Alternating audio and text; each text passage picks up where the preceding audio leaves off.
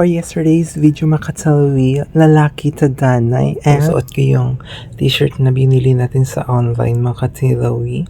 And then mga katilawi, makadto tayo sa sa Leon kay may ako sang TOR sang ako na pag-college mga katilawi. And so after ko pagkuha sang TOR ko mga katilawi, naglakaw ko sa Ila Plaza. Nagtambay-tambay ako mga katilawi. Ayan, si super init.